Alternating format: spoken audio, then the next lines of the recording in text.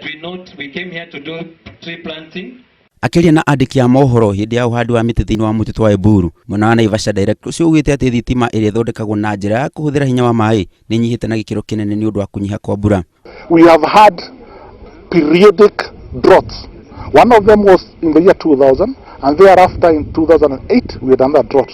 And in both cases we were compelled to add thermal generation. Ona gukiri uguo augite ati hinya wa thitima uri uthondekagwo kumana na miruki wongererekete na njira nene. We cannot be able, for instance, to export geothermal energy from Naivasha to Mombasa because of limitation of the transmission capacity.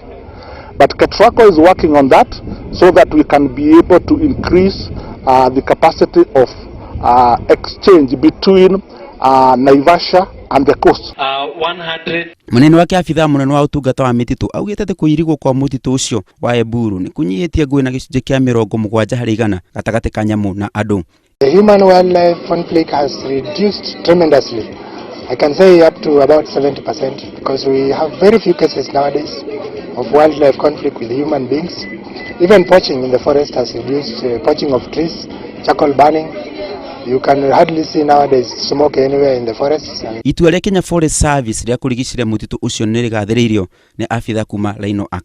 Ugaruruku wa riera ni njira imwe ira icungiriirie mbura kunyiha na gikiro kinene na kuhanda miti thiini wa mutitu uyu ni njira imwe ya guteithiriria kunina mathina maria maumanaga na ugaruruku wa riera. Ngiribotera Inooro TV njitagwo Simon Macharia wa Wangui.